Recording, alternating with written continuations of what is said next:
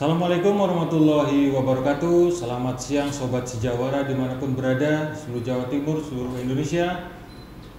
Hari ini kita kedatangan tamu sangat spesial ya, jauh dari Malang, tepatnya di Pulau Kalimantan, lebih tepatnya lagi ada di Kalimantan Timur, Samarinda ya. Kita sudah kedatangan Ibu Kepala Dinas Koperasi Perindustrian Perdagangan Usaha Kecil Menengah. Jadi ada 4. Kalau di kita cuma ada 2, koperasi dan UKM. Kalau buka di sini ada 4 yang dinaungi. Bu Heni, selamat datang di Malang. Terima kasih. Ya. Assalamualaikum. Waalaikumsalam. Ya. Mungkin Bu Heni saya ceritakan dulu ya, berapa anggota yang dibawa ke Malang ini? Kami membawa full rombongan. Jadi karena kita ada 3 sektor, 3 urusan, jadi kita bawa semuanya termasuk Pak Sekretaris, jadi mungkin kurang lebih ada sekitar 25-30 orang. 25-30 masih muat kan teman-teman ya, gedung kita masih muat 25-30. Ya gue nih, ya. Kira-kira misinya kenapa kok milih Jawa Timur sih? Ya jadi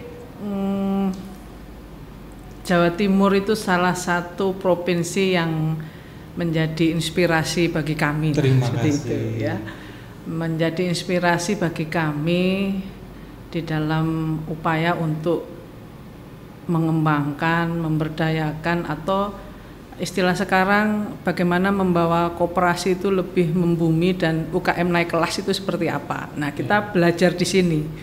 Karena untuk mewujudkan itu pasti ada SDM atau ada upaya-upaya pengembangan SDM yang dilakukan. Nah, saya melihat di sini pelatihan balai pelatihan koperasi di Jawa Timur ini punya program dan saya kira itu cukup menarik untuk bisa kita lihat secara langsung dan mungkin nanti kita akan terapkanlah di sana. Siap, seperti itu.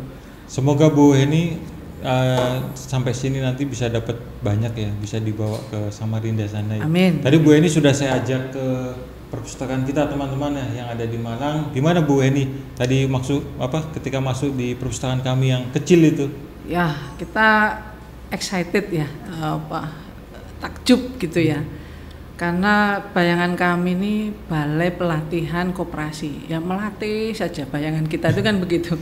Ternyata setelah kita lihat tadi perpustakaan, ternyata itu juga sebagai salah satu tool atau salah satu sarana yang memang harus dipunyai oleh sebuah UPT atau balai latihan koperasi, karena disitulah para pelaku koperasi atau UKM nanti juga bisa belajar, mendapatkan referensi-referensi, sumber-sumber bacaan atau sumber-sumber inspirasi untuk pengembangan usaha ataupun pengembangan bisnisnya seperti itu. Benar sekali teman-teman. Jadi ya media pembelajaran itu banyak ragamnya Bu Heni ya. Salah satunya adalah kehadiran perpustakaan. Saya teringat ini Bu Heni, ketika kami Safari Podcast biasanya kan dengan Dinas Perpustakaan Kearsipan Provinsi, mereka itu punya motivasi buat UMKM katanya.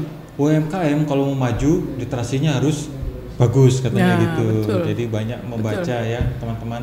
Ya, dengan membaca pasti kita paling tidak menambah wawasan. Itu yang pertama kan. Setelah kita baca berarti tahu kita ada wawasan, penambahan wawasan. Yang kedua mungkin bisa jadi inspirasi gitu ya. Kita lahir inspirasi, lahir ide-ide kreatif itu tidak terlepas dari kita membaca, melihat atau mengamati seperti itu. Nah, saya apresiasilah seperti itu ya, adanya perpustakaan ya, walaupun kalau di sini sebutan Mas Doni tadi bilangnya kecil, tapi isinya dulu kan gitu. Ternyata tidak hanya dalam bentuk fisik buku, ternyata kan ada digital, ada perpustakaan digitalnya yang itu punya banyak sekali buku-buku untuk atau referensi gitu. Nah, sekarang kita coba tanya tentang koperasi dan UKM di Kalimantan Timur ya teman-teman ya, yang belum pernah ke Kalimantan Timur kita nih. Bu Eni, koperasi di sana bagaimana Bu Eni? Saya mau cerita sedikit sebelum ke situ ya. Jadi ini untuk semuanya. Jadi Kalimantan Timur ini akhir-akhir ini mungkin Bapak Ibu teman-teman kalau mau ke Kaltim ini mungkin di bulan-bulan akhir ini harus jauh-jauh hari pesen tiket begitu. Dan hotel Bu? Dan hotel. Baru mau saya tanyakan di akhir. Banyak sekali kunjungan event yang akan dilaksanakan di Kalimantan Timur.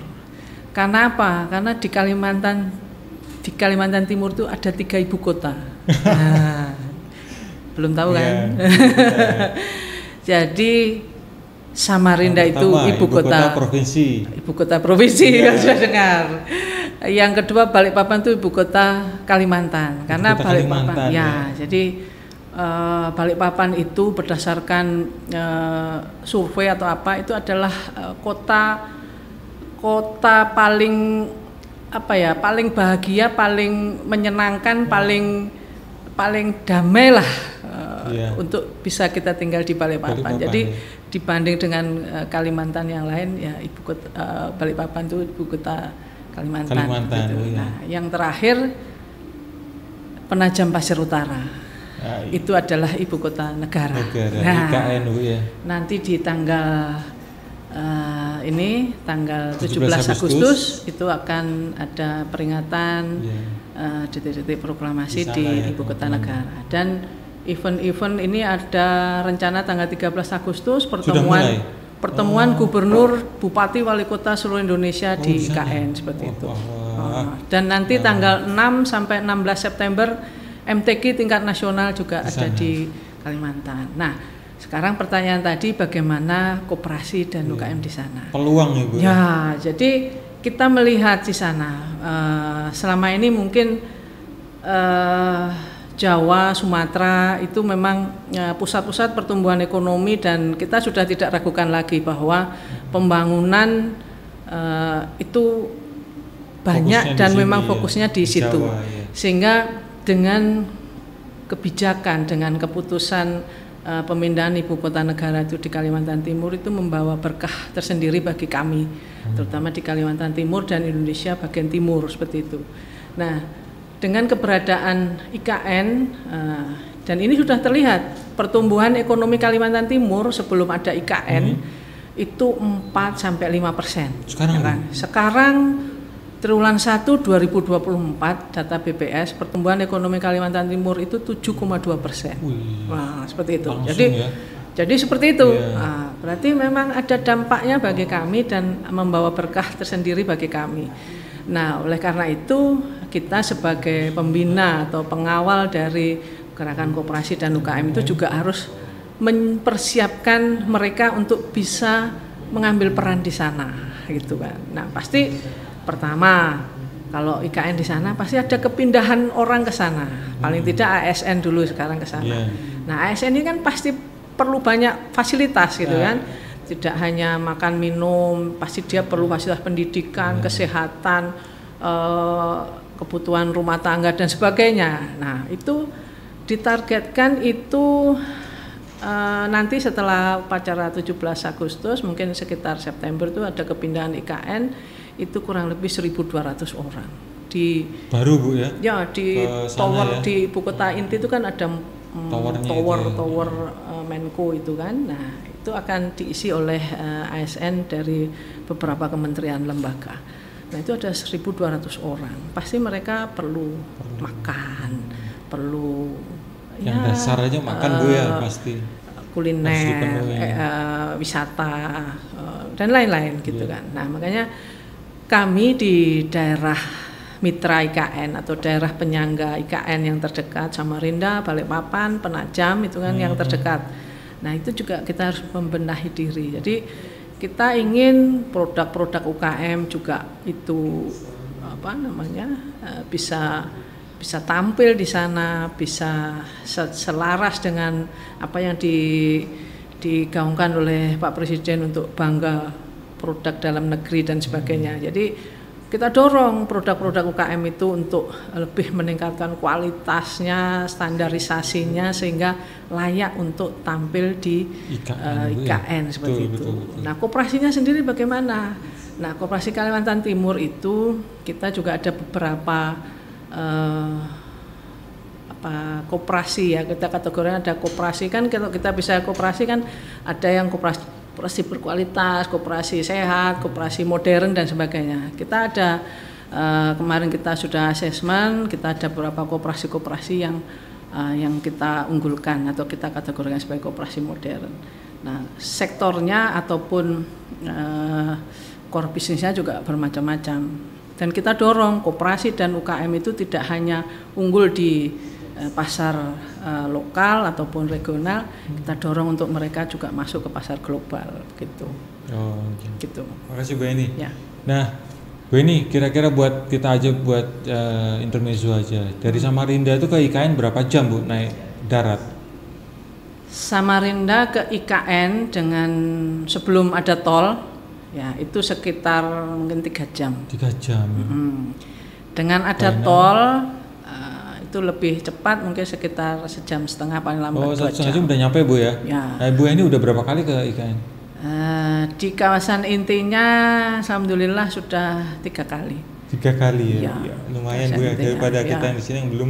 Nah, untuk itu kami mengundang ke sana. Siap. Kami undang ke sana, nanti kita tunjukkan IKN seperti apa. Kita bawa nih, ada beberapa destinasi wisata yang juga cukup, saya kira tidak ada di sini mungkin ya. Itu adalah susur Sungai Mahakam. Iya, jadi susur Sungai Mahakam. Kemudian juga mungkin di sana ada desa budaya Pampang, yang di sana ada masyarakat suku Dayak yang memang berdiam di situ, dan produk serta seni budayanya memang budaya adat Dayak di situ. Oke Bu Eni, kita doakan ya teman-teman supaya Bu Eni dan juga pejabat di Dinas Koperasi Perindustrian Perdagangan dan UKM ini bisa memajukan koperasi dan UKM ya di sana. Karena kebetulan IKN nanti tuh Agustus ini Bu ya diresmikan mulai beroperasi di sana ya. Ya, amin. Kami juga doakan mudah-mudahan nanti juga teman-teman di Balai Latihan Koperasi lancar, sehat, diberikan kelancaran kesehatan menjalankan tugasnya, dan bisa main nanti kesana, ya diberikan kesempatan untuk main ke sana, dan kita siap nanti ke IKN. Silakan Bu Eni, closing statement mungkin, mau harapan, mau apapun itu silakan untuk Sobat Sejawara. Harapan kami, karena kita bicara pembinaan UKM dan koperasi ya, harapan kami ke depan koperasi dan UKM itu juga bisa menjadi tuan rumah di negeri kita sendiri, berjaya di negeri kita sendiri. Nah, untuk bisa berjaya dan bisa menjadi tuan rumah di negeri kita sendiri, tentu saja kualitas produk, kemudian bisnisnya itu juga bisa dikelola secara profesional, sehingga untuk mewujudkan itu peran kita salah satunya pemerintah dan juga peran aktif dari para pelakunya itu sendiri yang juga menentukan untuk bisa itu tercapai seperti itu. Kalau itu bisa terwujud, koperasi dan UKM berjaya di negeri sendiri, nah pasti kemakmuran, kesejahteraan masyarakat kita pasti kita bisa wujudkan. Amin. Ya kan, tidak salah teman-teman, menjelang Agustusan, menjelang hari kemerdekaan kita kedatangan tamu spesial. Ya bisa dibilang yang punya IKN lah ya, datang ke sini coba bayangkan. Jadi teman-teman bisa mendengar langsung dari beliau bagaimana IKN-nya sebenarnya. Saya kira itu dari saya. Selamat siang, wassalamualaikum warahmatullahi wabarakatuh. Waalaikumsalam. Terima kasih Bu Eni. Sama-sama.